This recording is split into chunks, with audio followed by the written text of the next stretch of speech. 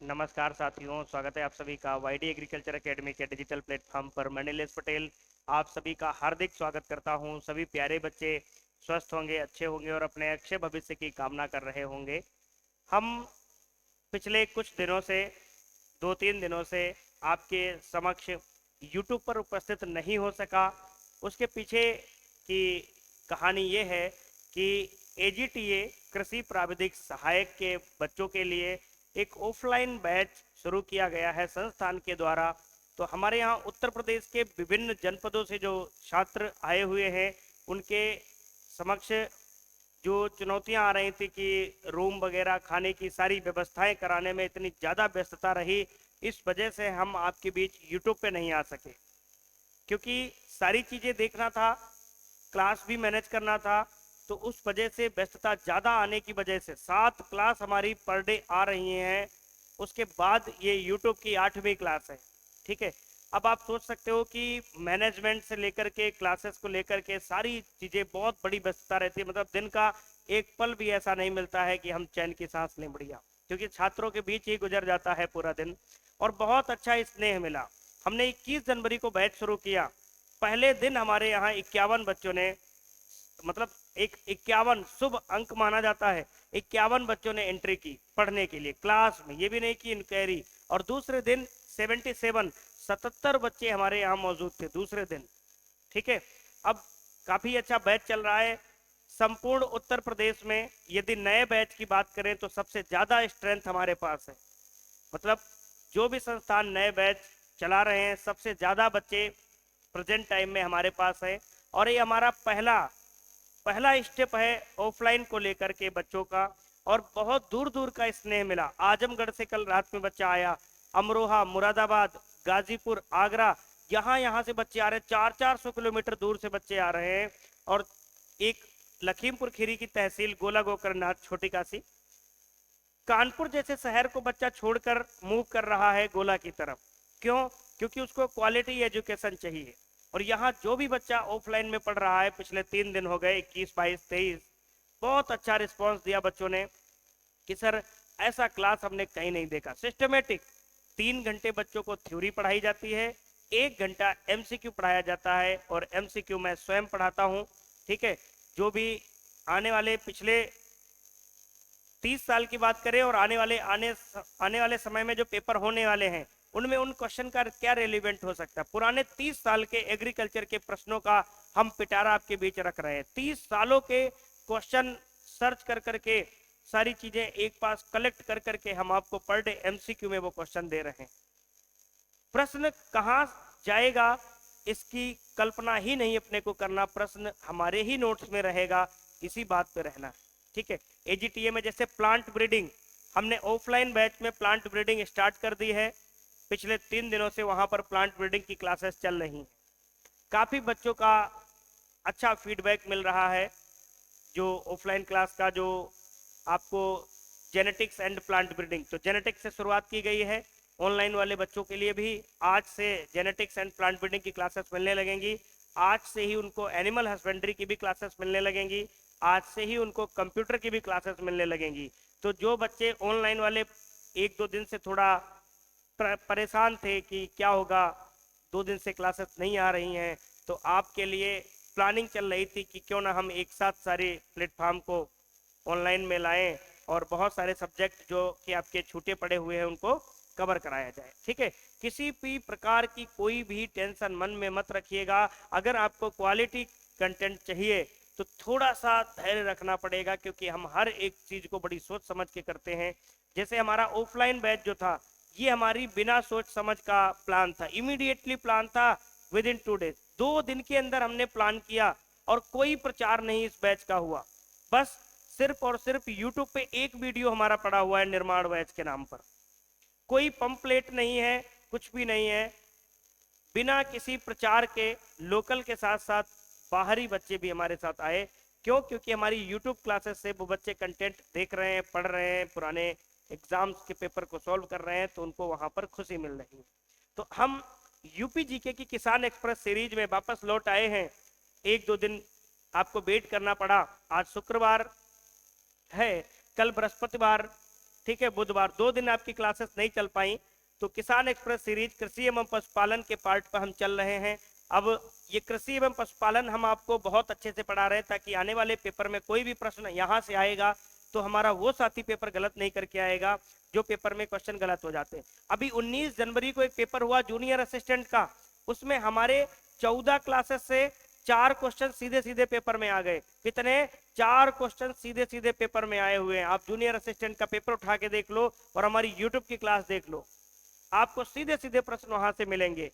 अभी 14 क्लासेस हुई थी, आज 16वीं क्लास ले रहे हैं। अभी आने वाले समय में जब कंप्लीट यूपीजी के हम पढ़ा देंगे आपको, फिर आप पेपर उठा के कोई भी पेपर उठा के देखना, एक भी क्वेश्चन बाहर नहीं जाएगा, क्योंकि हम पढ़ाने के साथ साथ एनालिसिस पर ज्यादा विश्वास करते हैं। क्योंकि पढ़ा तो कोई भी सकता है, परंतु ढंग से चीजों को सिस्टमेटिक ढंग में लाना ये बहुत बड़ा टास्क होता है अपने आप में, क्योंकि इसके लिए बहुत टाइम खर्च करना पड़ता है।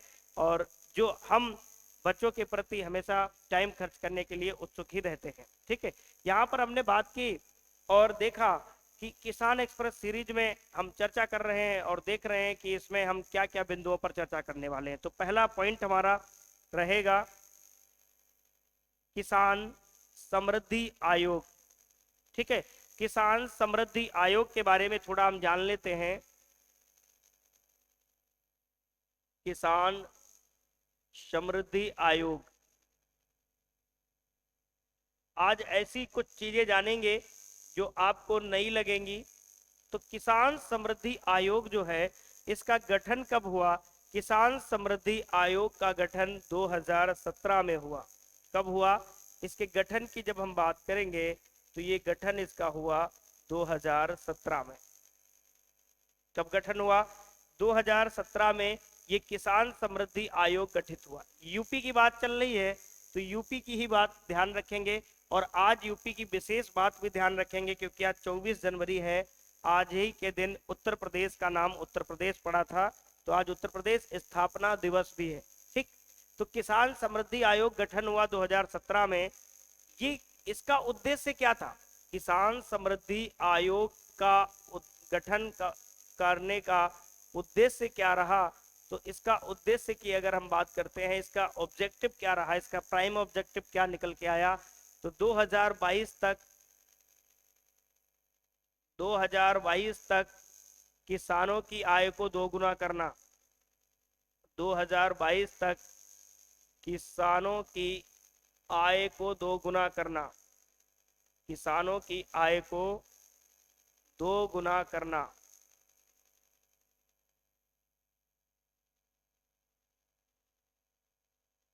ठीक है, फार्मर की इनकम को डबल करने का इसका एजेंडा था।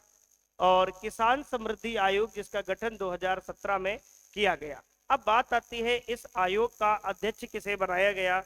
तो इस आयोग के अध्यक्ष जो रहे, इसके अध्यक्ष जो बनाए गए, तत्कालीन माननीय मुख्यमंत्री योगी आदित्यनाथ जी।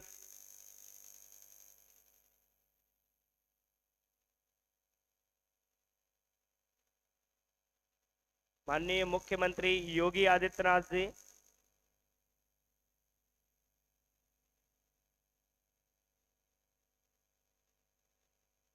उस समय जब 2017 में योगी जी की सरकार बनी तब इसका गठन किया गया और ये अध्यक्ष के रूप में भी चुने गए। ये किसान समृद्धि आयोग जो है, क्वेश्चन पूछ लिया जाता है कि किसान समृद्धि आयोग कब गठित हुआ था यूपी में? 2017 में गठित हुआ था। इसका उद्देश्य क्या था? 2022 तक किसानों की आय को दोगुनी करना। और इसके अध्यक्ष के रूप में किसे चुना गया? माननीय योगी आदित्यनाथ जी को। दूसरा पॉइंट आता है हमारे सामने, कृषि कुंभ 2018।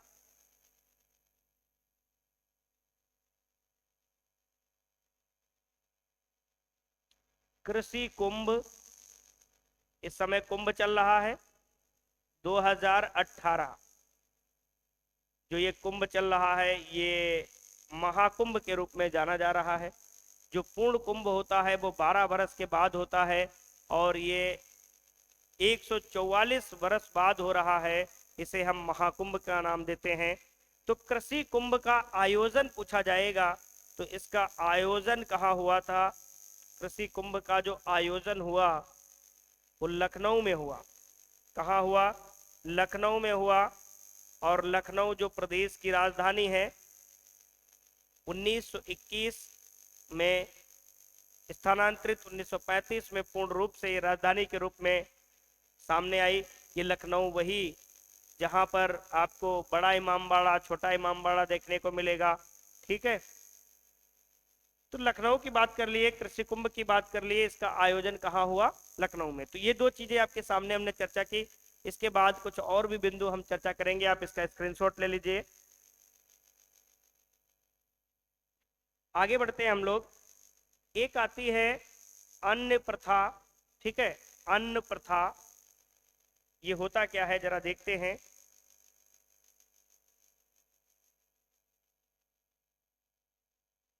अन्न प्रथा,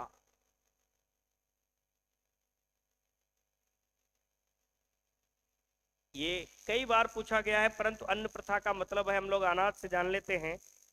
अन्न प्रथा ये कहाँ प्रचलित है? बुंदेलखंड क्षेत्र में, यूपी के बुंदेलखंड क्षेत्र में। यूपी के बुंदेलखंड क्षेत्र में प्रचलित प्रथा।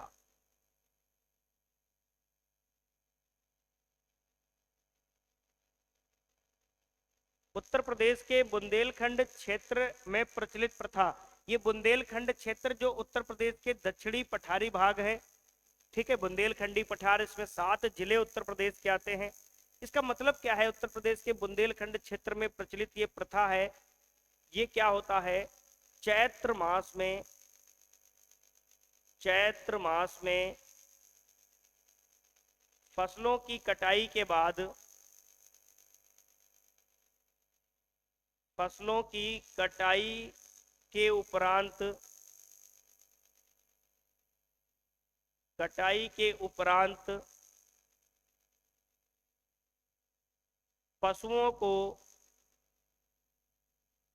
पशुओं को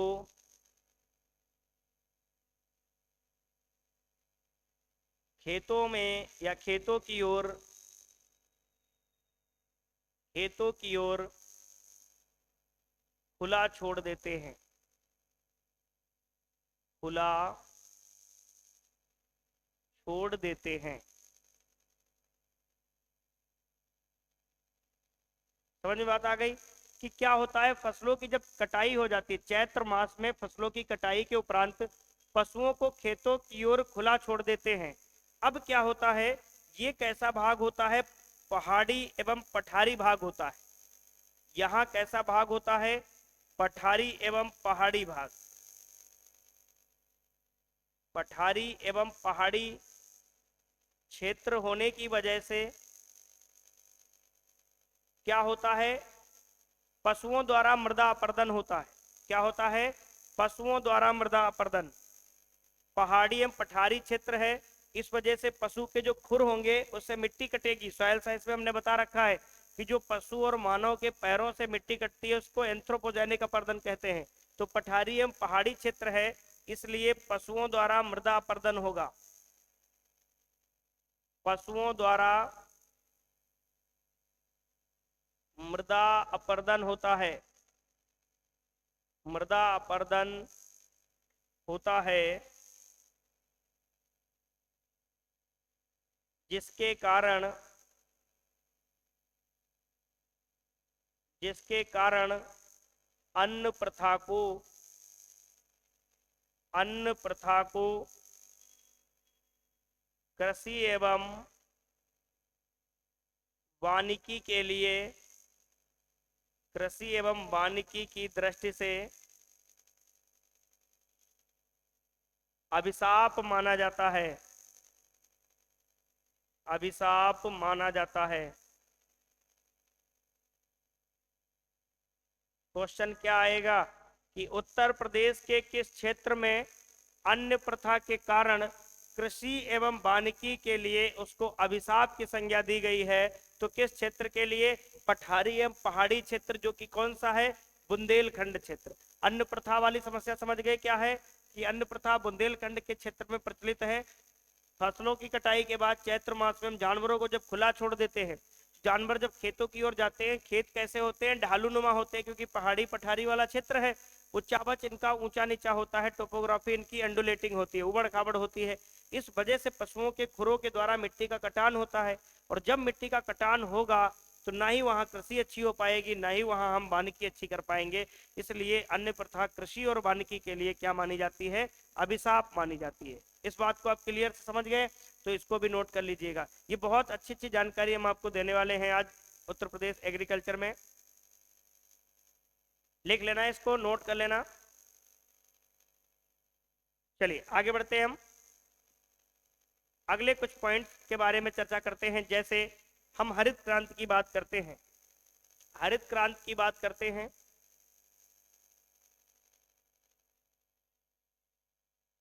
हरित क्रांति, थोड़े बहुत पॉइंट्स लिखते हैं इसमें हरित क्रांति में। हरित क्रांति की शुरुआत, अगर हम विश्व से बात करें कि इसकी शुरुआत विश्व में कहां से हुई, तो अमेरिका से हुई। कहां से हुई, अमेरिका से हुई। विश्व में अमेरिका से हुई।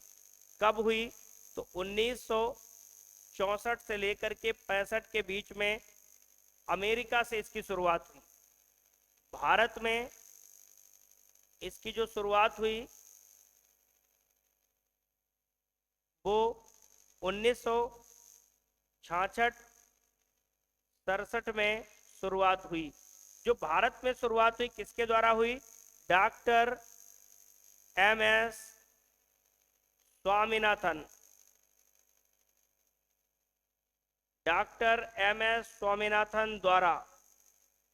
और ये क्या है, भारत रत्न इनको मिला है, भारत रत्न 2024 भारत रत्न प्राप्त वैज्ञानिक हैं।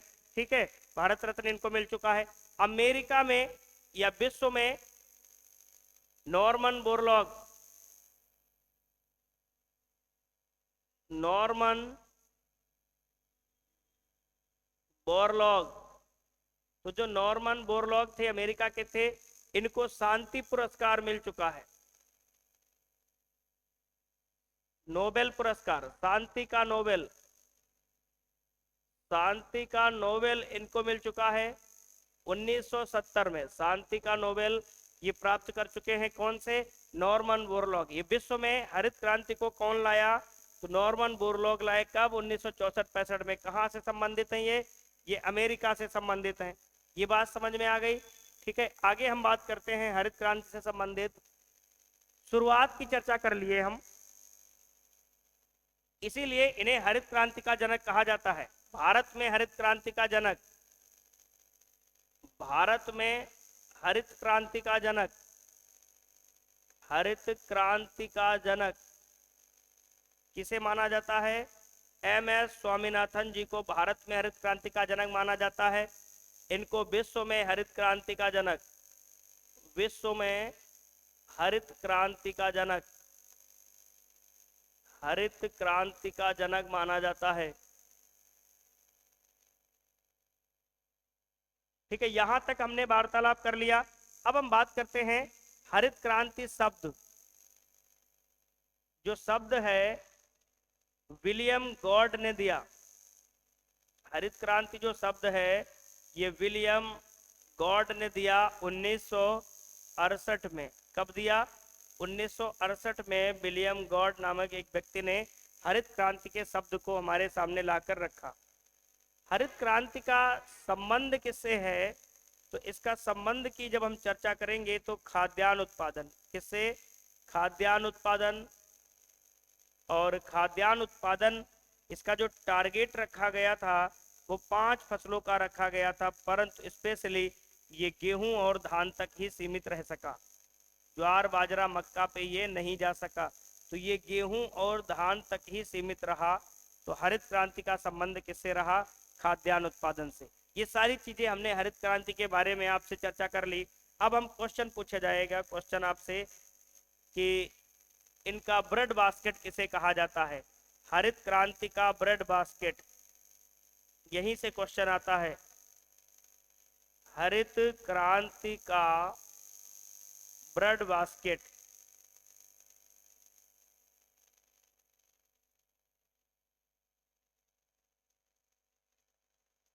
ये बहुत कम सुने होंगे आप लोग कि हरित क्रांति का ब्रेड बास्केट हम किसे कहते हैं। तो हरित क्रांति का जो ब्रेड बास्केट है वो उत्तर प्रदेश,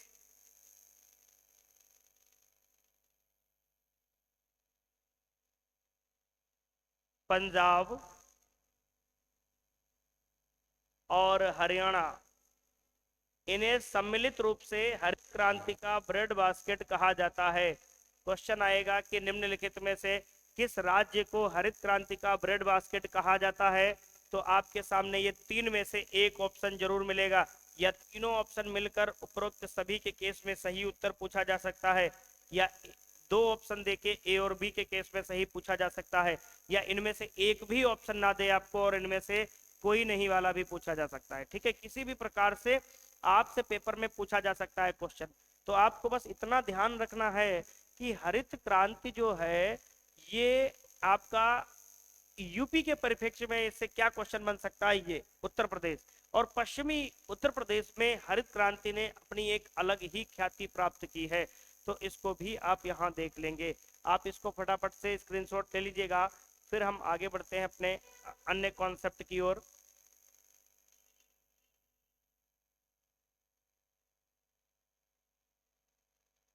लिख लिया? चलिए आगे बढ़ते हैं हम लोग, दूसरे कुछ पॉइंट्स की ओर चलते हैं और कुछ अच्छे अच्छे पॉइंट्स के ऊपर चर्चा करते हैं। जैसे हम बात करते हैं कुछ फसलों के ऊपर। जैसे उत्तर प्रदेश की प्रमुख वाणिज्यिक फसल, यूपी की प्रमुख वाणिज्यिक फसल, यूपी की प्रमुख वाणिज्यिक फसल, यूपी की प्रमुख वाणिज्यिक फसल है। ये आपका क्वेश्चन है, ये पहला आपका क्वेश्चन है। ठीक है, इसके ऑप्शन आपको इस प्रकार से दिए जाएंगे। पहला ऑप्शन आपको आएगा गेहूं, दूसरा ऑप्शन आएगा चावल, तीसरा ऑप्शन आपका आएगा गन्ना और चौथा ऑप्शन आपका आएगा आलू। तो ये आपका पहला प्रश्न हो गया जो कि इस प्रकार से हमारे और आपके सामने मौजूद है। सभी लोग इसका मिल के उत्तर करेंगे, हम और आप मिलकर इसका उत्तर जानने के प्रयास करेंगे। तो पहला प्रश्न हमारे सामने क्या आ गया कि उत्तर प्रदेश की प्रमुख वाणिज्यिक फसल कौन सी है, ये ऑप्शन है। दूसरा प्रश्न देखते हैं, यूपी में सर्वाधिक शहद उत्पादन, यूपी में सर्वाधिक शहद उत्पादन, सर्वाधिक शहद उत्पादन किस जनपद में होता है, किस जनपद में होता है, किस जनपद में होता है, किस जनपद में होता है। ये आपके सामने है दूसरा प्रश्न। हम आपको ऑप्शन दे रहे हैं। पहला ऑप्शन है आपके सामने मेरठ, दूसरा ऑप्शन है लखनऊ और तीसरा ऑप्शन है आपके पास कानपुर और चौथा ऑप्शन है आपके पास सहारनपुर।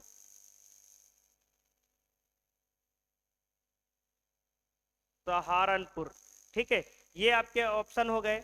अगला हम बात करते हैं, तीसरा प्रश्न देखते हैं, लीची, नींबू,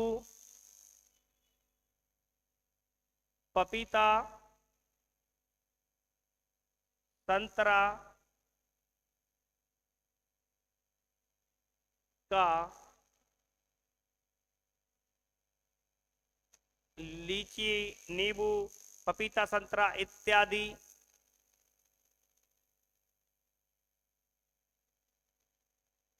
फसलों के उत्पादन में अग्रणी जिला या अग्रणी जनपद, कौन सा जनपद ऐसा है जो अग्रणी है, अग्रणी जनपद है? ऑप्शन लखीमपुर खीरी, लखीमपुर खीरी, दूसरा झांसी, तीसरा आपका मिर्जापुर और चौथा सहारनपुर।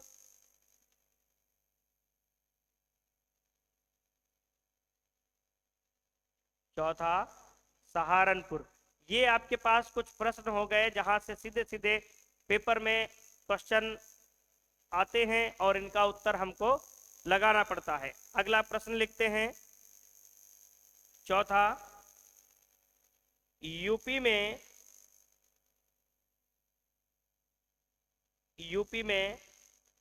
भूमि मापन का, यूपी में भूमि मापन का परंपरागत, यूपी में भूमि मापन का परंपरागत पैमाना कौन सा है? पैमाना कौन सा है? ये आपके पास ऑप्शन आ गए। पहला ऑप्शन है हेक्टेयर, हेक्टेयर। दूसरा ऑप्शन है एकड़ और तीसरा ऑप्शन है बीघा और चौथा ऑप्शन है इनमें से कोई नहीं, इनमें से कोई नहीं, इनमें से कोई नहीं। ये आपके पास ऑप्शन हो गए कुछ इस प्रकार से। अब इन जो प्रश्न हमने आपको लिखा दिए, अब इनके उत्तर अपने को करना है। जैसे हम बात करते हैं हमारे सामने क्या उत्तर होना चाहिए।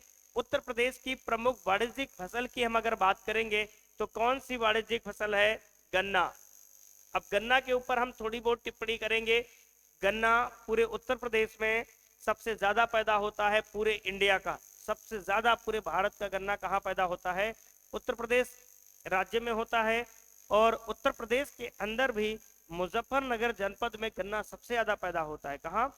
मुजफ्फरनगर जनपद में गन्ना सबसे ज्यादा पैदा होता है। तो इस क्वेश्चन का आंसर क्या हो गया? गन्ना।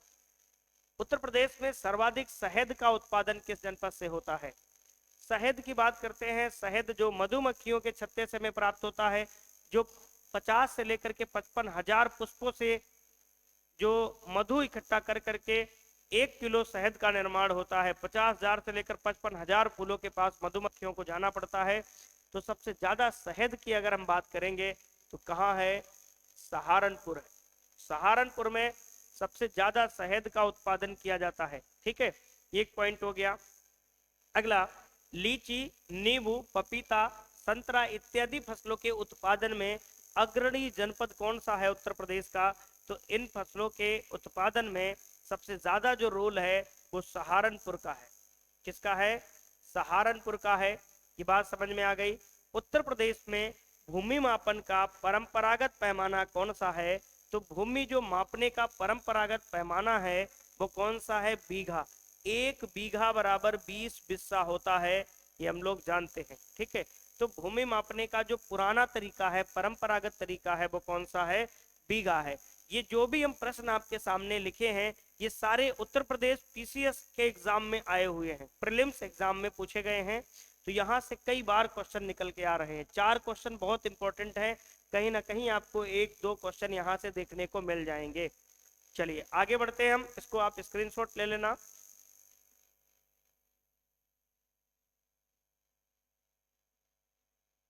नेक्स्ट हम बात करते हैं, हमने पहले इससे पहले वाली जो फसल पढ़ाई थी उसमें गेहूं का जिक्र किया था हमने, गेहूं के क्षेत्र में कौन कौन सा आगे है। अब गेहूं के बाद हम बात कर लेते हैं चावल। चावल। ठीक है, चावल के बारे में हम बात करते हैं तो लिखते हैं भारत की मुख्य खाद्य फसल। भारत की मुख्य खाद्य फसल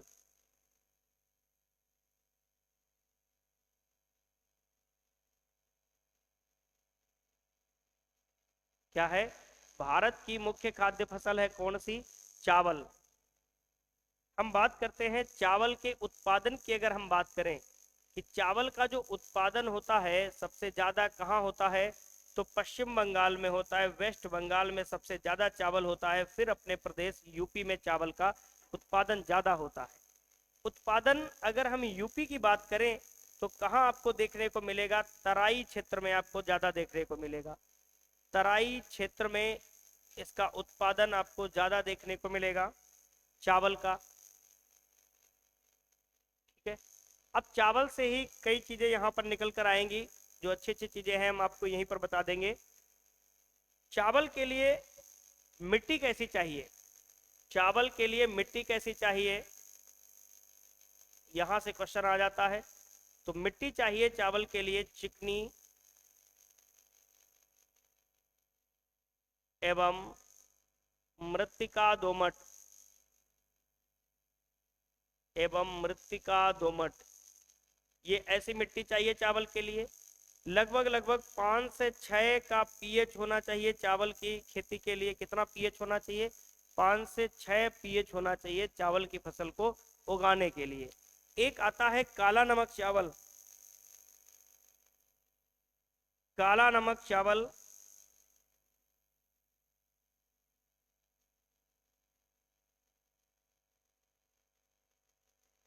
काला नमक चावल ये बहुत पुराना चावल है, जिसे बुद्ध का प्रसाद भी कहते हैं। ठीक है, इतिहास में आता है क्वेश्चन, यूपी का इतिहास जब पढ़ेंगे इसको बुद्ध का प्रसाद भी कहते हैं। आज उत्तर प्रदेश का स्थापना दिवस भी है, बुद्ध का प्रसाद भी इसको कहते हैं। और ये ओडीओपी भी है, वन डिस्ट्रिक्ट वन प्रोडक्ट। कहाँ का है? सिद्धार्थ नगर का है, सिद्धार्थ नगर। सिद्धार्थ नगर एक डिस्ट्रिक्ट का नाम है, परंतु यहाँ का जो भी ऑफिशियल वर्क होता है वो नौगढ़ में होता है। ठीक है, और यहाँ ये काला नमक चावल है, इसको जियोग्राफिकल इंडिकेशन जीआई टैग भी दिया गया है। किसके? और किस जनपद को? सिद्धार्थ नगर को। काला नमक चावल के लिए भी सिद्धार्थ नगर जनपद को जीआई टैग मिला हुआ है। तो काले नमक से जो भी प्रश्न आएगा वो आपका यहाँ से कंप्लीट हो जाएगा। उसके बाद भी कुछ अगर प्रश्न बचता है तो इस प्रकार से बच जाता है, जैसे चावल का कटोरा। चावल का कटोरा अगर हम यूपी की बात कर रहे हैं तो वैसे तो चावल का कटोरा छत्तीसगढ़ को हम बोलते हैं। यूपी की बात करेंगे तो चंदौली, चंदौली ये यूपी की बात कर रहे हैं।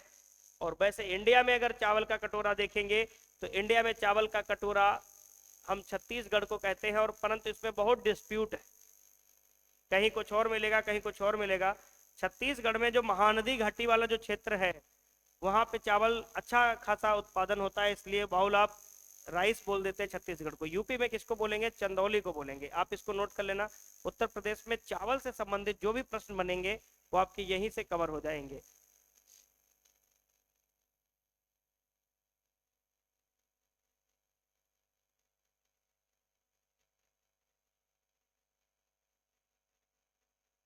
तराई बेल्ट हमने लिखा कि उत्पादन सबसे ज्यादा होता है। तो चावल का जो उत्पादन है, जैसे बस्ती हो गया, गोरखपुर हो गया, यहाँ चावल का उत्पादन अच्छा खासा होता है। अपने बहराइच, बलरामपुर, लखीमपुर। आगे हम बात करते हैं मक्का।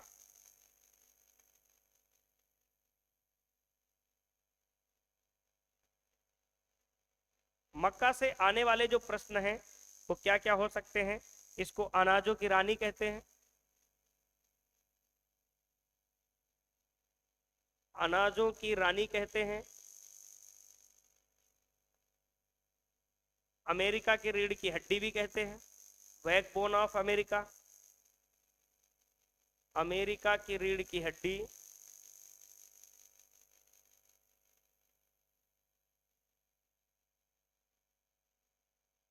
सबसे ज्यादा, सभी खाद्यान्नों में सबसे ज्यादा उपज देने की क्षमता, highest yield potential among the all serial, सभी अनाजों में, सभी अनाजों में सर्वाधिक उपज देने की क्षमता, सर्वाधिक उपज देने की क्षमता।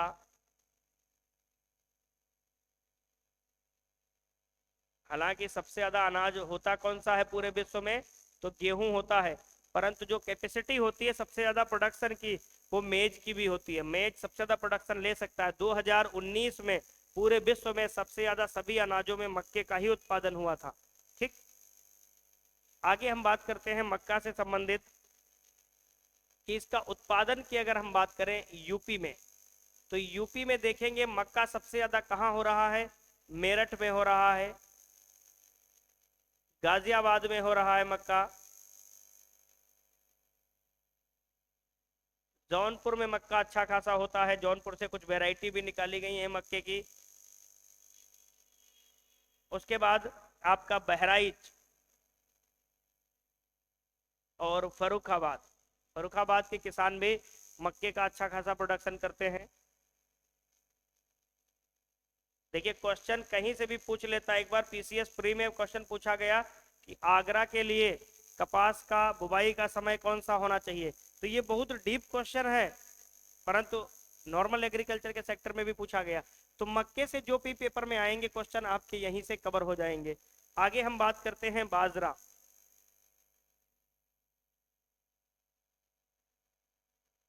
कि बाजरा से क्या प्रश्न बन सकते हैं।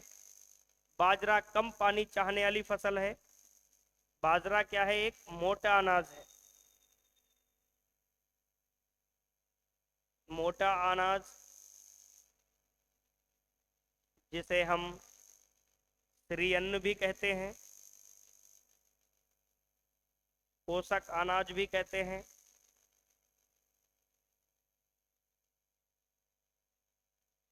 मिलेट अंग्रेजी में कहते हैं।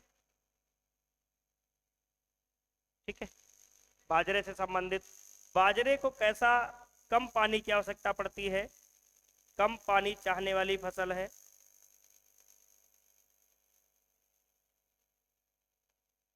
कम पानी चाहने वाली फसल है।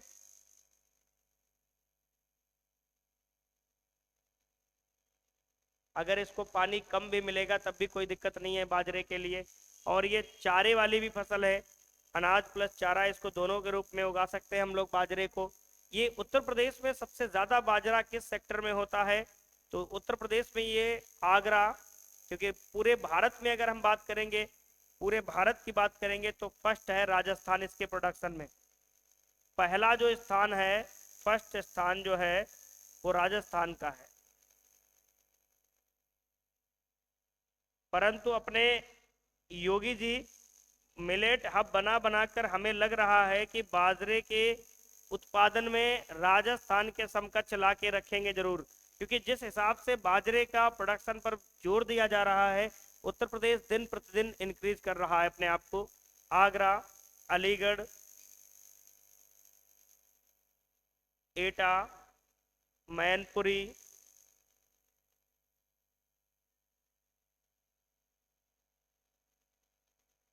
ये जो कुछ सेक्टर हो गए, यहाँ पर बाजरे का सबसे ज्यादा उत्पादन होता है। तो बाजरा के केस में हम लोगों ने देख लिया ये क्षेत्र हैं जो उत्पादित करते हैं।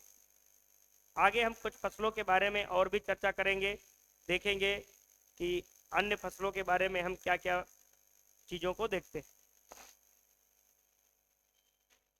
बाजरा के बाद आता है गन्ना।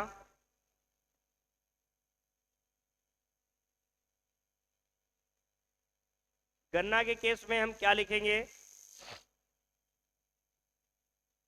गन्ना एक शर्करा, नगदी एवं वाणिज्यिक फसल है।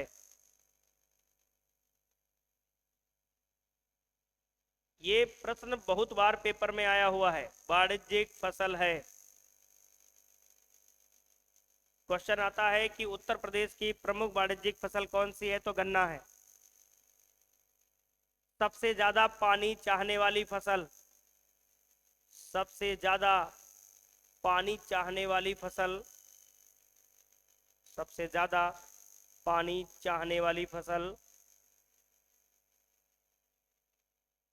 कौन सी है, गन्ना है। सबसे ज्यादा पानी को चाहने वाली फसल भी कौन सी है, गन्ना है। इसका उत्पादन की अगर हम बात करें, इसके प्रोडक्शन की बात करें, उत्पादन, तो उत्पादन में इसके पहले नंबर पे आता है यूपी। यूपी का जो रैंक है पूरे इंडिया में फर्स्ट है। पूरे इंडिया में उत्तर प्रदेश का रैंक फर्स्ट है। और उत्तर प्रदेश के अंतर्गत हम मुजफ्फरनगर जिला, पुरानी किताबें पढ़ोगे तो शामली भी मिलेगा, क्योंकि 2019 तक गन्ने के उत्पादन में शामली जो है सबसे आगे रहा। और माना जाता है कि उत्तर प्रदेश में मुजफ्फरनगर जिले में गन्ने की जो मिल है वो एशिया की सबसे बड़ी मिल मानी जाती है। और अपने जो गोला गोकर्णनाथ में मिल है, ये एशिया की तीसरे नंबर की मिल। और गोंडा में एक मिल बन रही है जो एशिया की पहले नंबर की मिल है और विश्व के चौथे नंबर की मिल। सबसे ज्यादा पूरे भारत में मिल की संख्या कहाँ है, महाराष्ट्र में है, फिर उत्तर प्रदेश में है। ठीक है। अब हम बात किए गन्ना में शर्करा, नगदी एवं वाणिज्यिक फसलें, सबसे ज्यादा पानी चाहने वाली फसल, उत्पादन, कपड़ा के बाद, कपड़ा उद्योग के बाद दूसरा इंडस्ट्री जो आती है वो गन्ने से ही रिलेटेड है। ठीक है। कॉटेज इंडस्ट्री के बाद शुगर केन इंडस्ट्री दूसरे नंबर पे है। तो आप लोग कमेंट में बताओगे उत्तर प्रदेश की पहली शुगर फैक्ट्री कहाँ स्थापित हुई थी। गन्ना के बारे में हम लोग देख लिए। उसके बाद चना, पीसीएस में पूछा गया क्वेश्चन है चना, प्रीलिम्स में क्वेश्चन आया था कौन सी दलहनी फसल उत्तर प्रदेश में सर्वाधिक उत्पादित होती है। ठीक है, तो चना। चना के बारे में लिखते हैं रवि दलहन है। कैसा है, रवि दलहन।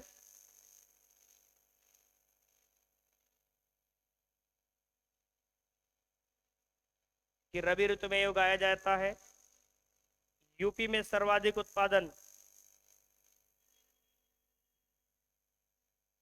यूपी में सर्वाधिक उत्पादन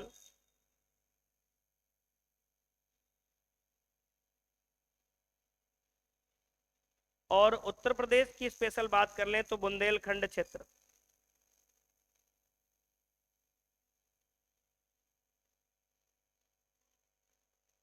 बुंदेलखंड क्षेत्र में चने का सबसे ज्यादा प्रोडक्शन होता है।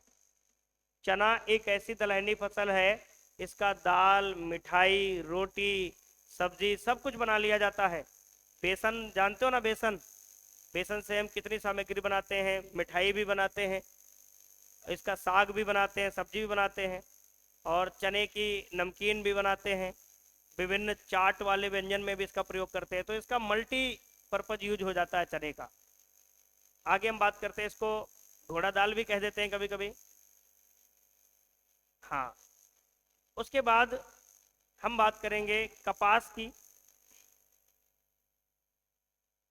कपास,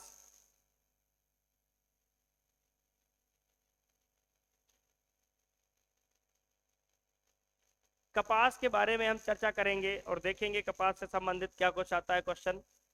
विश्व की पहली व्यवसायिक फसल, विश्व की पहली व्यवसायिक फसल,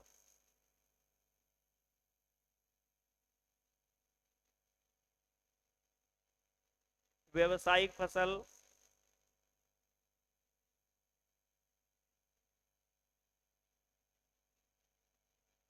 कपास को हम विश्व की पहली व्यवसायिक फसल के रूप में जानते हैं।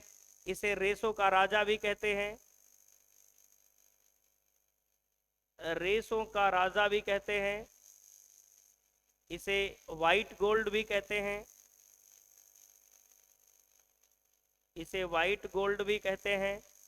ठीक है।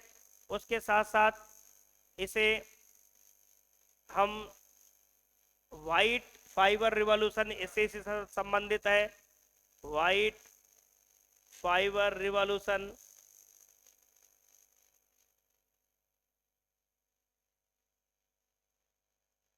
व्हाइट फाइबर रिवॉल्यूशन किससे संबंधित है? फाइबर प्रोडक्शन से, रेशा उत्पादन से।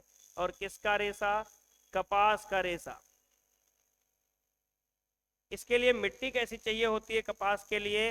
इसके लिए मिट्टी की अगर बात करें तो एक स्पेशल मिट्टी इसको चाहिए होती है, जिसको हम बोलते हैं काली मिट्टी। काली मिट्टी। और उत्तर प्रदेश में कपास का प्रोडक्शन सबसे ज्यादा कहाँ होता है? तो उत्तर प्रदेश में कपास का जो प्रोडक्शन होता है वो आगरा, अलीगढ़ और आपका बुंदेलखंड रीजन। बुंदेलखंड क्षेत्र, यहाँ पर कपास का प्रोडक्शन सबसे ज्यादा होता है। उसके साथ साथ हम बात करते हैं कि ये कपास कैसी फसल है, तो खरीफ ऋतु की फसल है। खरीफ ऋतु की फसल है।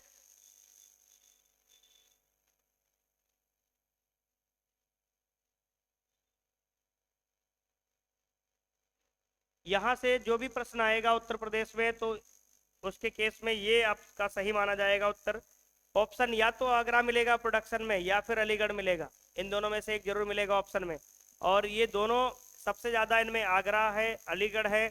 जो यहाँ की मिट्टी है वो तंबाकू और कपास दोनों के लिए अच्छी मानी जाती है, क्योंकि काली मिट्टी यहाँ पाई जाती है। अच्छा, काली मिट्टी में ही कपास क्यों अच्छा प्रोडक्शन देता है? क्योंकि काली मिट्टी के अंदर क्या होता है? पानी, जल धारण क्षमता ज्यादा होती है। जल धारण क्षमता ज्यादा। और कपास को पानी की ज्यादा आवश्यकता पड़ती है। कितना पानी कपास को चाहिए होता है? तो कपास के लिए अगर हम पानी की बात करें तो पूरे जीवन काल में 700 से लेकर के 1300 मिलीमीटर, 700 से लेकर के 1300 मिलीमीटर पानी की आवश्यकता पड़ती है। ये कपास की है जल मांग। तो ऐसे क्षेत्र में कपास उगता है जहां बारिश तो होती नहीं है, तो वहां पर पानी सुरक्षित करने वाली मिट्टी, जल धारण क्षमता ज्यादा वाली मिट्टी काली मिट्टी कहलाती है। यहीं पर एक और विशेषता होती है, काली मिट्टी जो होती है अपने आप ऐसा लगेगा कि जुती हुई मिट्टी दिखाई पड़ेगी, क्योंकि इसमें दरारें पड़ने की क्षमता होती है। इसमें एक खनिज पाया जाता है जिसका नाम होता है मोंट मोरिलोनाइट। मोंट मोरिलोनाइट जो होता है फूलने सिकुड़ने की क्षमता रखता है। जैसे उसमें पानी डालोगे मिट्टी फूलेगी, पानी सूख जाएगा मिट्टी सिकुड़ जाएगी। तालाब की मिट्टी आप देखे होंगे, पानी मिलने पे मिट्टी फूली फूली सी नजर आती है, पानी सूख जाता है तो दरारें सी नजर आती हैं। इस वजह से इसको सेल्फ प्लॉविंग सॉइल भी बोलते हैं। Self ploughing soil.